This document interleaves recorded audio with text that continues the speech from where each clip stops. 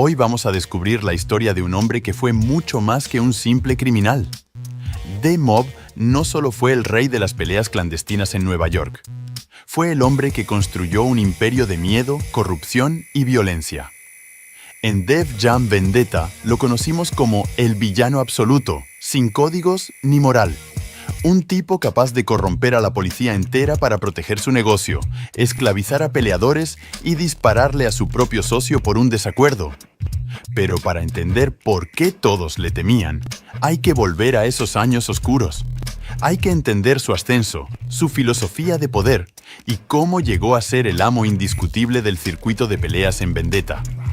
Hoy no vamos a hablar del D-Mob que ves en Fight for New York, ese capo más calculador, casi antihéroe que lucha por mantener su territorio contra Crow.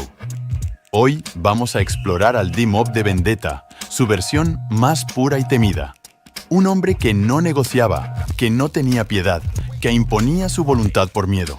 Y vamos a ver, paso a paso, cómo construyó su imperio criminal. Así que quédate, porque esta es la historia de por qué todos le temían a D-Mob. Para entender a D-Mob, hay que entender el ambiente donde se movía. El Nueva York de Def Jam Vendetta no es la postal turística. Es una ciudad corrupta, violenta, donde el dinero habla y la policía mira para otro lado.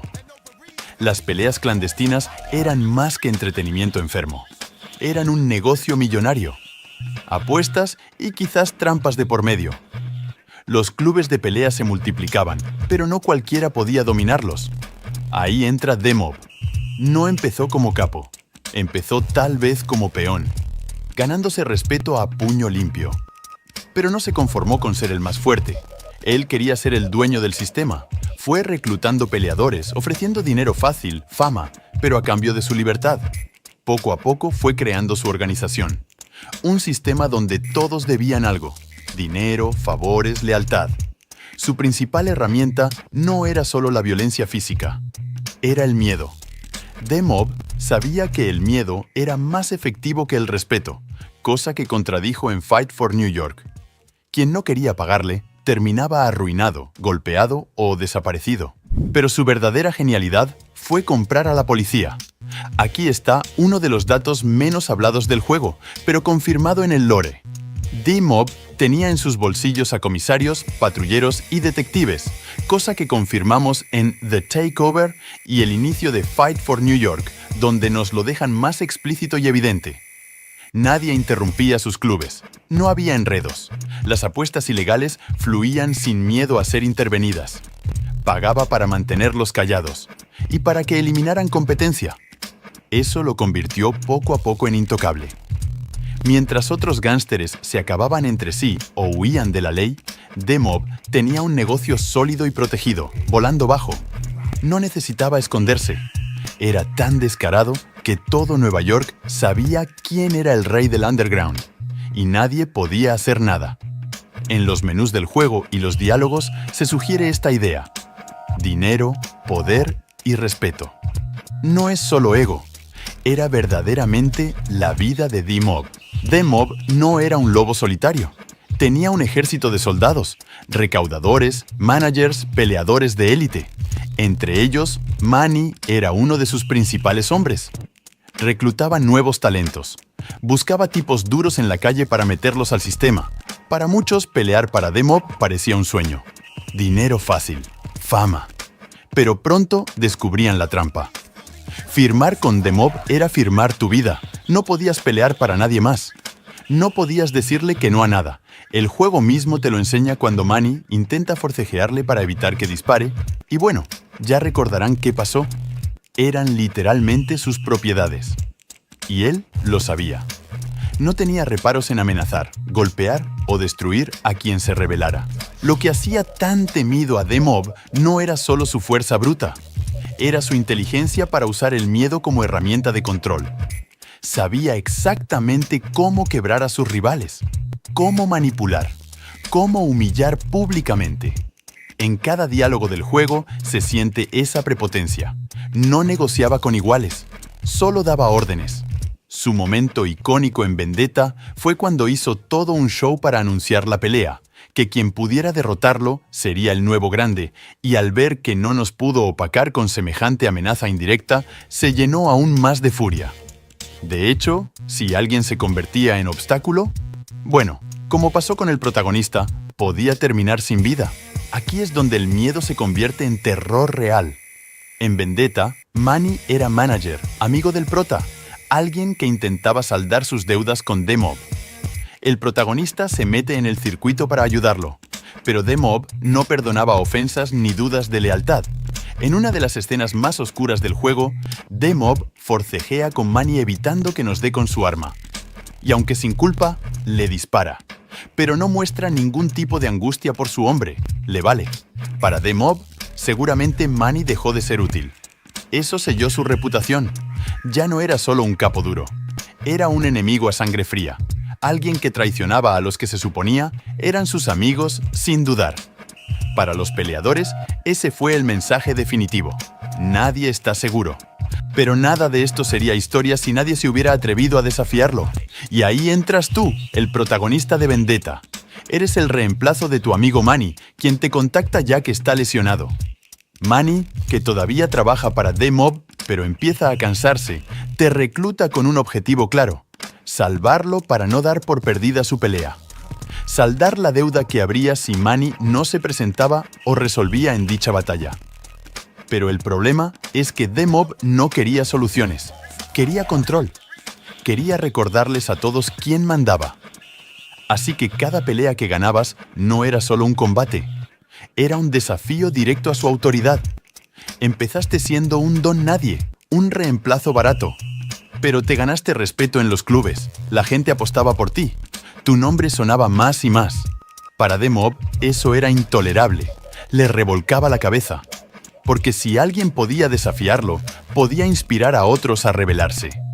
Y él no podía permitir que nadie pensara que el sistema podía romperse. A lo largo del juego, se nota el cambio de tono en D-Mob. Al principio te ignora, eres solo otro peleador en su nómina. Pero cuando empiezas a escalar, se vuelve hostil. Los diálogos son cada vez más tensos. Empieza a amenazarte directamente. Te recuerda que estás en su mundo, que no tienes derecho a decidir nada. Y ahí se siente el miedo real que inspiraba D-Mob. No necesitaba atacarte físicamente de inmediato. Te hacía saber que te estaba observando, que podía aplastarte cuando quisiera, o bueno, eso creía. Manny se da cuenta del peligro. Por eso en muchas cinemáticas intenta frenarte, advertirte. Pero para el protagonista ya no había vuelta atrás. Su ego no iba a permitir que nadie lo pordebajeara. Para mucha gente que solo jugó Fight for New York, cuesta imaginar a D-Mob como un villano puro. Porque en ese juego, Crow es el enemigo. Un tipo sin códigos, capaz de traicionar sin pensar dos veces. Pero en Vendetta, D-Mob era ese villano, el Crow original. Si comparas sus estilos, se parecen mucho. Crow compraba lealtades, intimidaba, dominaba clubes. D-Mob hacía lo mismo en su época oscura. Pero la diferencia está en la evolución. Crow nunca tuvo redención. D-Mob sí cambió. En Fight for New York, D-Mob entiende la importancia del respeto. Sabe que no puede gobernar solo con miedo. En Vendetta no había aprendido eso. Ahí solo le importaba el poder y su dinero. Y por eso le temían tanto. Porque en ese momento de su vida no había nada que lo frenara. Para entenderlo de verdad, hay que analizar su mentalidad. D-Mob no era un matón común. No solo rompía huesos. Era un estratega. Alguien que pensaba como un CEO del crimen. Su negocio era sólido porque entendía el miedo como un activo. Sabía que el respeto se compra o se gana. El miedo se impone. Los luchadores no se quedaban porque lo admiraran. Se quedaban porque no tenían elección. Porque sabían que si se iban, estaban muertos. Para él, eso no era crueldad gratuita. Era eficiencia. El miedo mantenía a todos en línea. La corrupción policial era su seguro. Para la policía, D-Mob era un buen socio. Les daba mucho dinero. Mantenía el crimen organizado y predecible. Les evitaba problemas. Y si había competencia, la eliminaba por ellos. En su mente, él estaba haciendo un negocio. Nada personal. Solo negocios. y avaricia. Por eso cuando Manny trató de razonar con él, no sirvió. Para The Mob, Manny dejó de ser rentable desde que mostró tal actitud que para él pudo haber sido cobardía. Dejó de ser leal, se volvió un riesgo, y los riesgos se eliminan. Uno de los mayores logros de The Mob fue crear un sistema rentable y efectivo de peleas clandestinas. No era solo un torneo, era una industria entera. Controlaba clubes icónicos, tenía managers y reclutadores, manejaba apuestas millonarias, compraba policías, decidía quién peleaba y quién no, asimismo el quien triunfaba. Incluso personajes famosos del juego, como Blaze, empezaron trabajando para él, mas no con él como socios. Y no porque quisieran, sino porque no había otra opción. El sistema estaba tan bien montado que nadie podía competir. La parte más oscura era la esclavitud implícita. Si firmabas con The Mob, le pertenecías. Él decidía tu carrera, tus acciones, tu éxito. Y no había escapatoria. El juego deja claro que quien intentaba irse era aplastado, literal o financieramente. Por eso la gente no solo lo respetaba, le temía. Sabían que nadie podía ganar contra él en su propio juego. Aquí es donde vale la pena contrastarlo. En la versión más temprana, Fight for New York, The Mob es muy diferente. Sí, sigue siendo un capo, pero ya no busca imponer miedo solo por imponer. Ahora pelea por mantener su territorio contra alguien mucho más despiadado, Crow. Es interesante porque en este título, The Mob se convierte en el héroe. El jugador pelea para él porque la alternativa es peor. Crow es traicionero, cruel, caótico. No respeta nada. The Mob, en cambio, tiene reglas. Tiene un nuevo código. Y no es literalmente un héroe, pero entiende que para gobernar necesitas lealtad, no solo terror.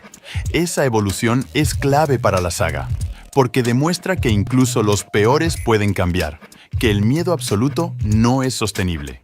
Pero para entender ese cambio, hay que mirar Vendetta, porque ahí The Mob no tenía ningún código, solo tenía hambre de poder. Y esto puede estar ligado a una especie de recapacitación. Una persona que trate de tal manera a sus hombres en un mundo como lo era ese, sí o sí su destino será la traición. Como fuimos testigos con Crow, sus hombres se hartaron y le dieron un hasta luego. Y al final, la respuesta a la pregunta ¿por qué todos le temían a The Mob? Es simple pero brutal. Porque era despiadado. Porque tenía poder real, no solo en la calle, sino en las instituciones. Porque no respetaba nada ni a nadie. Porque transformó la industria de las peleas en su imperio personal. Porque eliminaba a cualquiera que amenazara su negocio.